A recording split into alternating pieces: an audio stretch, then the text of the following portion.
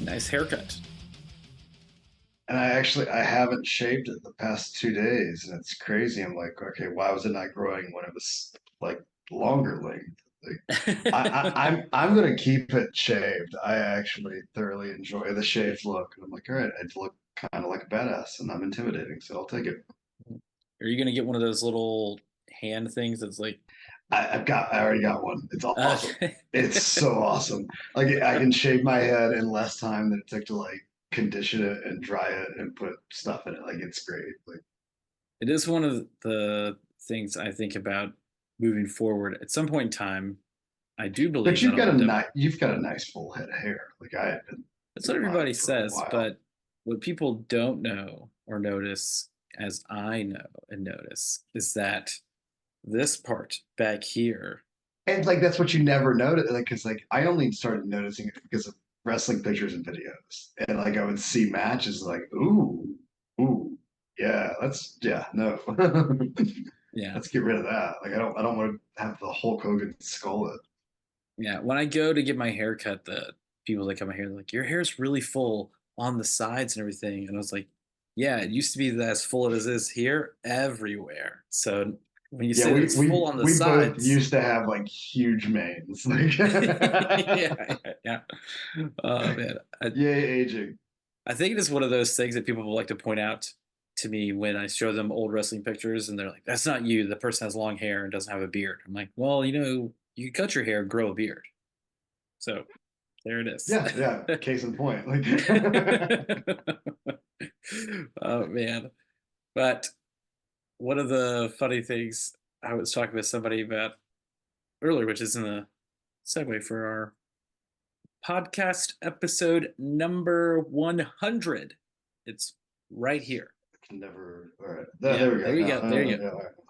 It's mirrored, and yeah, it's difficult. Yeah, it is funny. I did was laughing because it looks like we have 101 episode or 101 videos on YouTube because we have a couple of pilot episodes in there that are so it's more than one. But this is the true episode 100 that we're recording right here. So, Bonus episode, and pilots, and this and oh that. yeah, yeah. Don't whatever you do, just start at like episode 12 or something and move forward. It really finds its legs, and like episode like 60, like go back and like watch the initial ones and listen to the Yeah, initial ones, but like it really like finds its voice. Like, yeah. I do appreciate the view counts oddly going higher as we get closer and closer to episode 100. It's like, people are starting to listen to our podcast more and more when we're closer to, almost.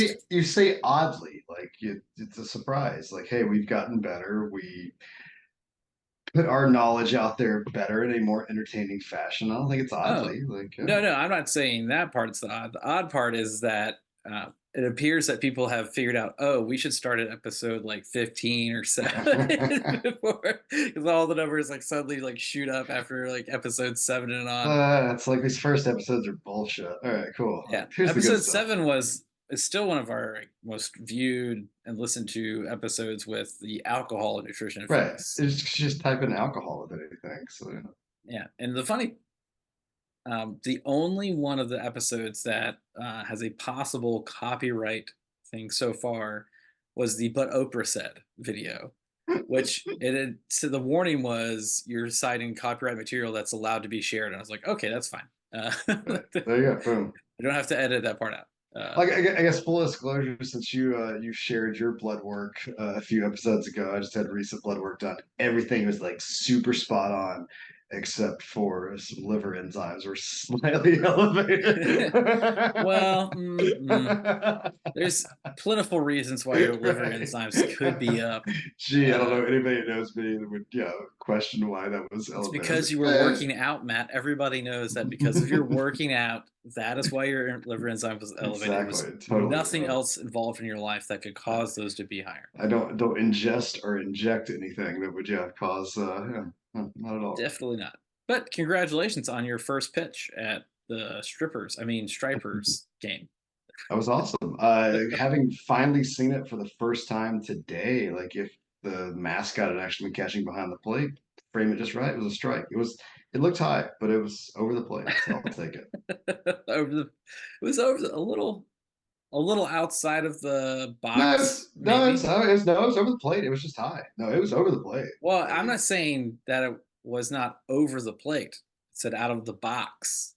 So like but like over the plate, so like, box. but again, like it was coming down through the bottom, and like I It's an chugged a interesting beer slider. right before the pitch, so which I was literally told like, so I put a beer. I had my cargo shorts on. I put a beer in my cargo shorts to like because I wasn't gonna ask permission, but receive forgiveness, like. So, but like apparently on my way down to the mound, I ran into something or something in my pocket, punctured the beer can. So I've literally Oh. got beer like dribbling down my leg as I'm standing there waiting to throw the pitch. And like the guy that's in charge of like the fan interaction stuff and the like's in charge of us at Deep South Wrestling, shout out Deep South Wrestling, like being able to do all the stuff. He's like, just looks at me, he goes, really, dude? And he goes, yeah. He's like, just try not to get me on the field. It's like, all right, done.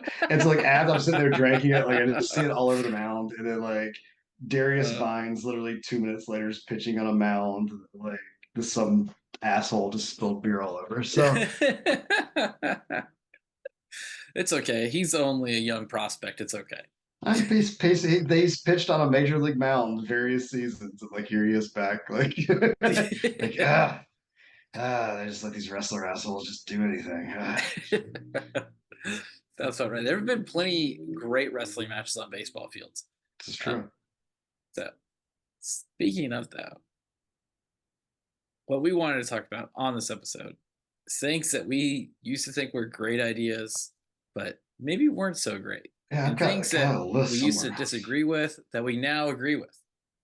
So, what we have learned, not over 100 episodes in this podcast, but what we have learned in life. Like, maybe it's not so great an idea to have a wrestling match in the outfield of a baseball diamond and only allow fans to sit in the seats in the stands. Well, like Having but before we get into all that, like it's episode 100, so I actually brought a bottle of ah champagne. So here we go. nice, I have water. I It's like started. you know you're classy when you sit here and just drink a single bottle of champagne. I Who started. said elevated liver enzymes? What? It's because of the working out that you do. We all know that. Matt's a very jacked fellow. He's very dedicated, especially now he has a home gym. He just wakes up and walks over to it It's to pretty great. working out, which can elevate your liver enzymes.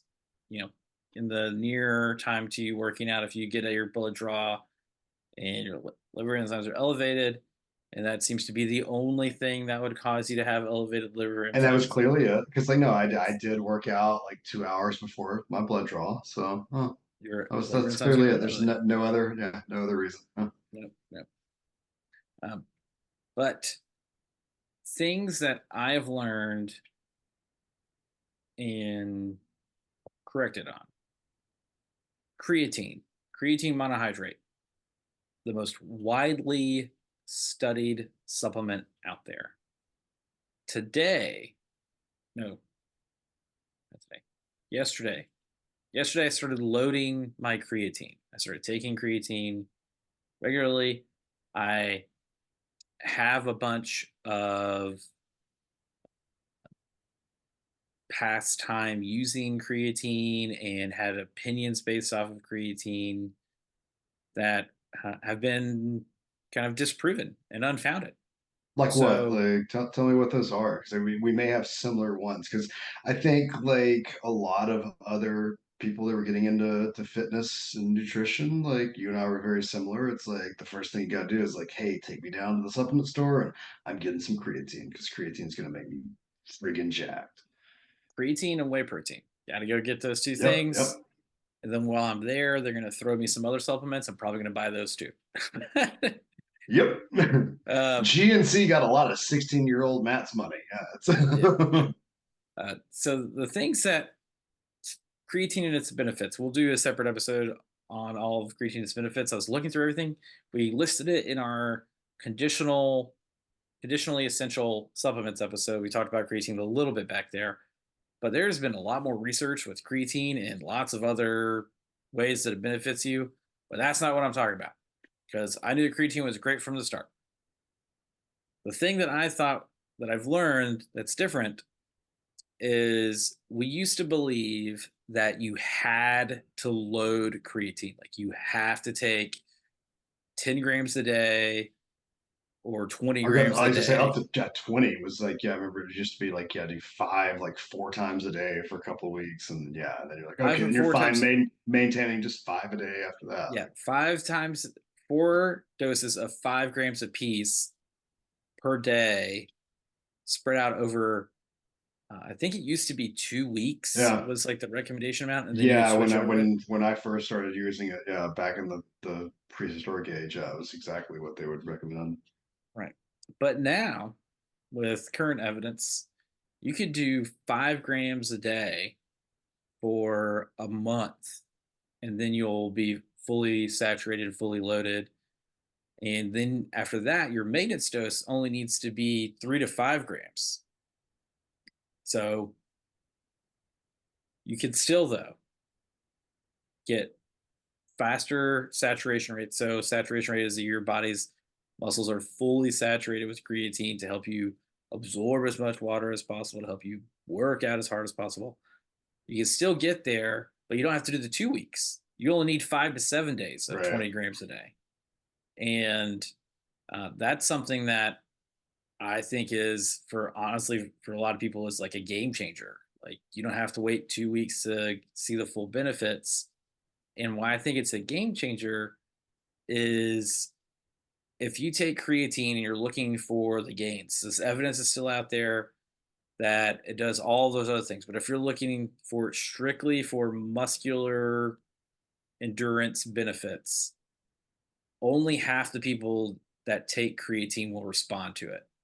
Yeah, there's a So lot of non-responders out there for like what it's supposed to do, but like as far as like, hey, fuck around and find out, it's a pretty cheap supplement to figure out whether or not you're a responder to.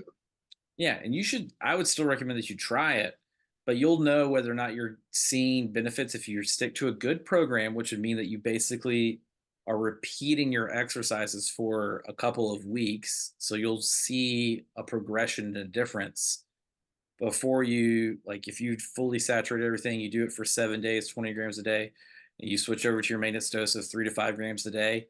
Within those first couple of weeks, you're going to notice, is it actually helping me or not helping me?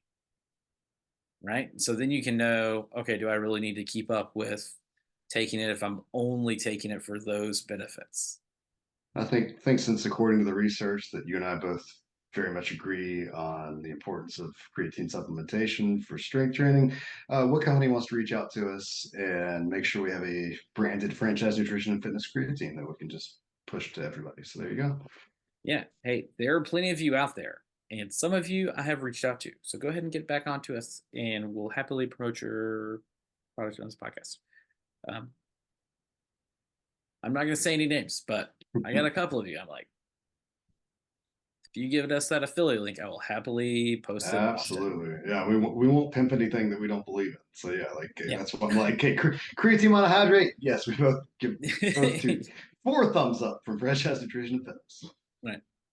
Right. So, what's something that you've changed your mind on? So you went like nutrition supplementation, so I'll go fitness. I think like you, me, every other dude that starts working out, like gotta do the bro split.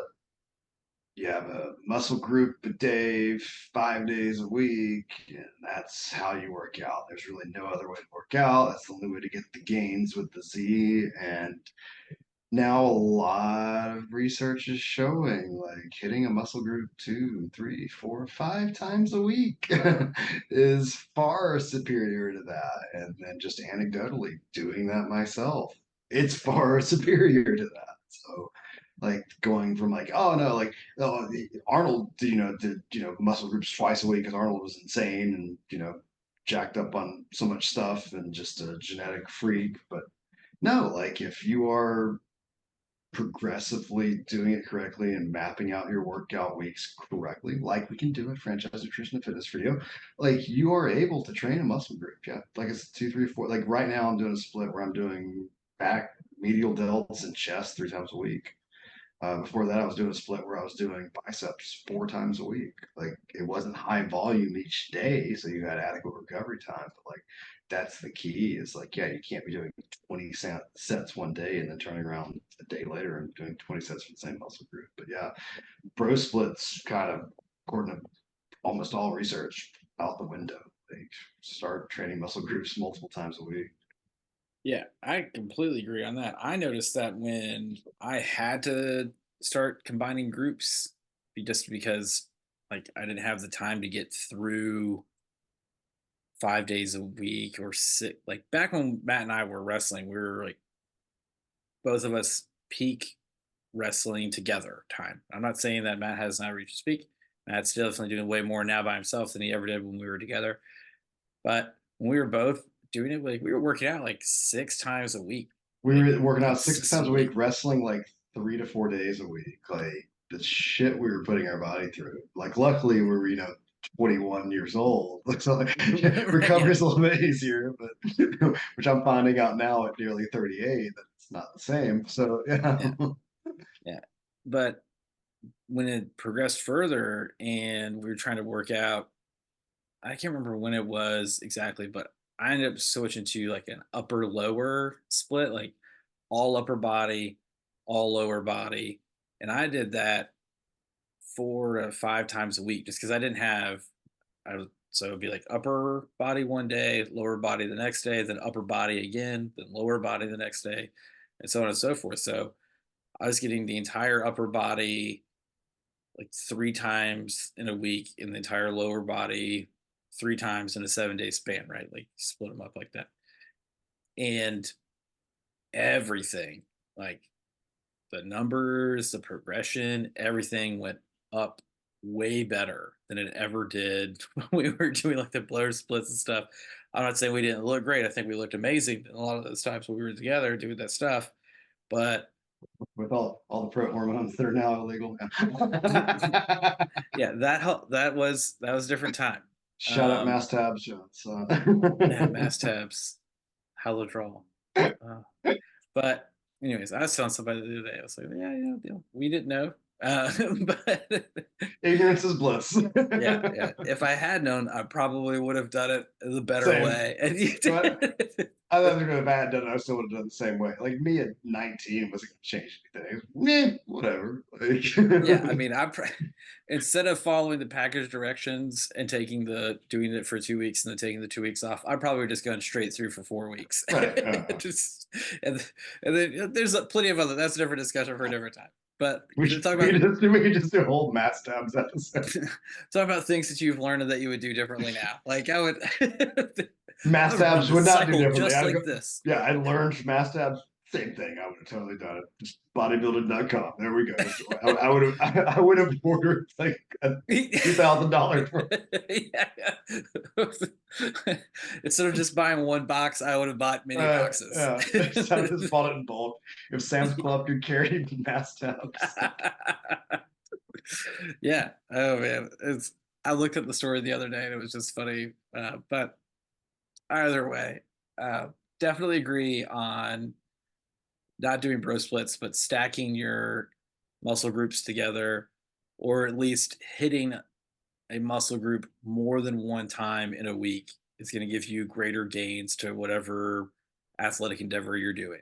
yeah, like it's great. Like you just, I think of Arnold, just the pump, like just the pump that I got today, just doing 3 sets of biceps curls, like, but actually being super focused on that and not just being just junk volume of like, you have to do 15 sets of curls. Like, no, like super engaged mind muscle connections, slow concentric phase. Like, this is like fantastic versus, yeah, just doing a bunch of just crap because you're supposed to do it. Yeah. But speaking of concentric phase, I used to think, and this is early on, that all of the growth occurred only during the concentric phase of muscle repetitions. Like most, I think, people in the gym, if you go watch that, that's very clear. Like, but speaking of control and focus, the eccentric or quote unquote down portion of a movement, so much more of the muscle growth occurs in that stretched position that you're putting out there. So speaking of bench press, Matt's favorite lift, that would be while the bar is going down. The concentric phase is while you're pressing up, but more muscle growth occurs while that bar is going down than it does when you push it up. And if you really want to challenge yourself and have fun, because like I know that you and I were talking when I was starting to construct my home gym. You're like, hey, like these adjustable dumbbells only go up to 85 pounds. Like I know you sometimes press 100 plus. Like slowing down my eccentric phase, I'm not pressing 100-pound dumbbells.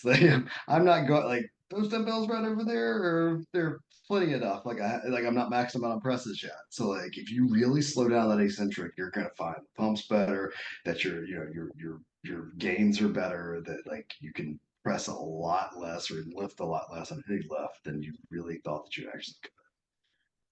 Yeah. And I I can't emphasize it enough. I think I switched at the same time that I started doing the upper and lower. I was like 3 seconds on the eccentric phase was like the time stamp that I did with it. I think it was a I want to say it was a 3-1-1 would be so like that's the methodology there is like your eccentric pause at the bottom, that one, and then the one press, 1 second press. So like down one, two, three, pause one, push one. Like try to get the press up as fast as you can. And I so when Matt and I were working out together and doing all the things, my max squat occurred somewhere in there with I did 495 for 1 rep at a powerlifting competition. Okay, so like My knees just exploded. Just hearing you say that. But yeah. yeah, 1 rep, one time. Um, then when we were doing our pro hormones, I was able to do 485 for some unknown number of reps, and that's when I knew why people would jump onto them and got You're like, that was it. great. Yeah, I'm like, I totally understand. It totally makes sense now. But anyway, it's like that was like the last week of that cycle. But either way, uh, after that, and I moved to Indiana. Like usually, I wasn't able to get over like 315 frequently on squats, but when I started going slower, it was the weirdest thing when I started trying to like increase the weight because my if I just did like the warm ups, I would get to like 350, 3 plates, 315 like real fast on the squat. And just that control of the down on the heavier weights and stuff like that. It's almost like now, even over the last like just year or two, there's a lot more research out there that shows how important the eccentric phase is, how much that stretching is involved with muscle hypertrophy of that stretch phase of muscle. Like, weird. Like, so you had discovered that years ago before, there was a lot of research out there about it. Yeah, it was odd. Um, from a nutrition standpoint, things that I used to think that were crazy, um, and I still say by some of this, but when we talk about various fad diets, we talk about go check out our episode, What the Fad Diet, and the best diet for you is the one that you can stick with. But I used to prescribe to like very regimented protocols for X% of this, X% of this, and X% of this. I'm not even gonna rattle those off, but I was like highly strict on the calories and the percentage split of them, thinking like this is the best thing. But really, it's whatever is the best thing that you can actually stick to. Right. Like I think a lot of times what I often like suggest for people and what I do on my own is like you start with protein, like obviously doing any sort of strength training stuff. whether it's weight loss, whether weight gain, weight maintenance, whatever, like protein is the most essential one. Got to make sure you're maintaining your muscle mass and then going from there and then figuring out your caloric intake and then going, hey, are you more of a fat person or a carb person? Because like it's crazy, like the number of this is high carb, low fat, and vice versa. It's like, but no, like I love carbohydrates. You put me on a low carb diet, you're not going to want to be around me. I'm not doing this podcast because, but like you go, okay, like let's cut your fat intake down a little bit. You still keep those carbs there, and let's lose weight that way. I can do that because I enjoy some lower fat foods, but I gotta have my higher carb stuff. See, I'm right there with you on that. It used to be like, oh, it has to be 40, 30, 30, and this and that, and one size fits all approach, and that clearly doesn't work. Right. And there's subtle nuances in there, right, that I would never suggest for people, like, I don't know, fat percentage of your calories less than 20%. Right, absolutely. Like Like, the stuff that's kind of the standard, yeah. It's yeah, like there are let's certain yeah. things that are very specific that Let's it's like let's not you let's not cut our carbs to under 10 grams a day. right, yeah, like bad idea. And so there's like nuances throughout all of it. But either way, if you are someone that has um, eats a bunch of salads with really fatty salad dressings on it, I'm not going to be like, you know what, you should probably cut out your salad dressing. Like, if that's something that you do, maybe we'll shorten the volume of salad dressing that you use. But uh, the big thing, like Matt said, like if this is something that you normally eat and it's something that we would suggest that you eat more of, like vegetables, like I'm not going to suddenly tell you to stop and eat less. Um, but Like because like you're not yeah if you're not going to adhere to it it's like it's the same thing with exercise program because I always tell people you're like you can tell me that running is by far the best thing I should do. Okay, cool. I don't give a shit. I'm not doing it. My knees hurt, my ankle hurts, my back hurts. I just don't like running even before all that. So I'm not going to do it. So it's not the best exercise. So like the best diet is the one you'll actually stick to. The best exercise is the one you'll actually do. And I think we do a really good job of programming that here at Franchise Nutrition and Fitness. Like you can put it out there that like this is the be all end all. Great. If you're not going to stick to it, you do it for 2 days. It's not for you, so it's fine. So yeah, I'm right there with you on that. I think very similarly, like years ago, again, talking about when were traveling up and down the roads of wrestling, like the idea of like quote clean eating. Like, and I think you were kind of ahead of the curve with me with that. Like, because I remember we would go through the Burger King drive-through, and like you're like, give me my Whopper, whatever, blah blah blah blah. And I was like, hey, give me a grilled chicken sandwich, nothing on it. I'm gonna throw away the bread. Give me the apple slices. Give me the bottle of water. Ultimately didn't matter. Like if I was eating that and then just fucking it up the rest of the day, it didn't matter. Whereas so with you, like it's if it fits your macros type stuff. Like, yeah, I did the and IF that's format. yeah, and that's nuance too because like yeah, I can eat nothing but Sour Patch Kids and it will fit my macros for carbohydrates. But ultimately like yeah, like Not necessarily the greatest idea. right, yeah, but like you don't have to be like this, like, oh no, brown rice and broccoli and grilled chicken with no seasoning on it for every meal. Like, screw that. Like, you gotta find joy in eating, or else you're not gonna stick to Yeah, have white rice instead. it. I like brown rice. I'm weird, so Yeah, hey man, I don't have anything against brown rice. I'm just saying, like, if you're getting plenty of fiber there with all your broccoli on the side of your chicken and rice, just get another white rice. Like, you're gonna be all right. But that, but yeah, that no, was. so Dr. Oz told me, or Oprah told me, or yeah. Oh yeah, there was some guy out there that said that broccoli is bad for your health. It's just like it's ridiculous. It's getting nutty out there again.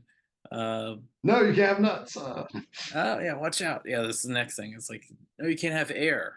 Okay, well, looks Stop like I breathing. need. Good for you. But um, on the exercise side of things, and uh, I I feel like this is something that both of us would agree on. Um, I have always been a big proponent for strength training, but I used to stand by that. Like, cardio is the way that you lose fat. Like, you have to do X number of intense cardio, watch your heart rate, all of those things. And now I'm more on the, can you be more intense with your strength workout and can you get more walks in? Yeah, and I think they got the kind of the industry's going more towards that. So yeah, like there's a lot more research out there. It's like, hey, get more walks and more steps in versus more structured cardio. Right. Um, but if your structured cardio is what or structure if your walks and your steps are what you prefer is structured cardio, have at it. Because like I sit in front of this computer a lot every day. So like I start out my mornings every morning with I get my strength workout in right here with my home gym. Awesome. Major League Fitness, send me something because I'm pimping you right now. And then like I go get some cardio on the elliptical at the fitness center here at the apartment because like I get more cardio with that than I will the rest of the day. But like if you're somebody who just like hey, get more steps in, it's ultimately again what fits into your lifestyle and what you'll actually stick to. Yeah, I feel like it becomes a hindrance for a lot of people where they think that they have to be running and they have to Absolutely. do Yep. It has to some be other this thing. structured cardio. And it's like, oh, I got my weights in for 30 minutes today. I do not have the time or the energy or want to like do cardio. Okay, go for a walk. Like we've talked about the importance before of like walking after meals. Like, okay, cool. Go for a 10-minute walk after Yeah. lunch. Go for a 10-minute walk after dinner. Sweet, you're I done. just Like, heard on a different podcast that's like incredibly popular. They talked they specifically talked about that. I was like, ah, like yes, I've totally I know experienced the one this you're one. talking about. This is like, So, I was like, yes, of course. Like this is what the research is tended towards. Like it's just a 10-minute walk. And that research article that came out of is like almost 6 years old now. And that's but people that it was originally presented in was in a diabetes journal. But the great thing with that is that most everyone, and I'm not saying that everyone can, but most everyone can find a way to get a 10-minute walk in your day, somewhere in there. 10 minutes. You can get that activity in. And if you do that every day and that's outside of your norm, like you used to not do it, now it's something you do. If you did that every day, that's 70 minutes of exercise in a week that you did not have before. If you do it twice in a day, that's 140 minutes of exercise activity that you didn't have a day. Like you're creeping up on the amount that's recommended just for minimum in a whole week if it's just through walks. and like I think what gets lost with a lot of people, and it's almost kind of one of those things on the list that I would have changed my mind about from years ago, is like, oh, well, like if you don't do that, you're just lazy. If you don't do that, this is easy. It's not easy. It's not easy. There are legitimately times in my day, and I know times in your day where you don't have 10 minutes for a walk. You don't have 20 minutes for a walk. You don't have 30 minutes for a strength training workout. And that's where someone like us can help come in and like help you with that. You have to find the time. Like and it's a difficult process. Like so it may be figuring out ways to, go to bed 10 minutes earlier so you can get up 10 minutes early, things like that. Because yeah, so, a lot of us like we're busy. We're the whole grind culture now. Like where you literally don't have 10 minutes to go for a walk, but like it's about finding ways to do that and make it part of your lifestyle. Like, like if you boil down to it, there's probably days I don't have time to brush my teeth. I don't have time to brush my hair. I don't have time to fix breakfast, but somehow I do. And And you so it's found a way. about, yeah, there you go. Just buzz it all off. We're good. Doesn't have to be that extreme with your walking, but like, Right. But this is because like, I didn't have time to walk. I'm just gonna shave my head. All right, cool. yeah. And those are all these small things that we've mentioned are seemingly small things, but they are grand changes to your health overall. Like if you start taking creatine, if you follow any diet plan, if you structure workouts to help you get multiple sets for muscle groups in a week, and if you start walking, those are all tiny changes that'll Small have. habits and small changes lead to those outcomes. Like set that goal. Because I know we talked to so many people, it's like, I want to lose 50 pounds. All right, cool. And then they have all these grandiose plans of like, well, I'm gonna work out 6 days a week, I'm gonna do this and that. Like, does that fit your lifestyle? No. Okay, well, what if you like drink an extra glass of water a day? What if you ate an extra apple a day? What if you took a 10-minute walk? Like these small little habits and outcomes lead, small little habits and changes lead to those outcomes. Yeah. If you make a 1% change for the good every day, at the end of a year, you will be 37 times better than you were at the beginning. Which doesn't sound a lot. 37. That's 3,700 times better. That's the what the math works out to. Like that's extrapolated over a year. So that's a huge difference for a lot of people. And I feel like if you head on over to franchisenf.com and you sign up for your free meet and greet, we can get you on that pathway to where you'll never have to work with anybody else ever again. And you'll find the habits that you can stick with that'll last you a lifetime. Yeah, it's not a 30-day challenge. It's not a fad diet. It's a lifestyle modification where it's something you can do for a lifetime. That's always my key with everybody. It's like something you should be able to do for a lifetime. Period. In a story. Like I'm not gonna do anything for you unless you have some crazy goal that you're trying to reach in the next 30 days. We can do that as well. But I'd rather not. I'd rather it be for the general population. No, we're gonna like make sure this is something you adhere to. A little bit more activity, a little bit less food, a little bit different food. Boom, there you go.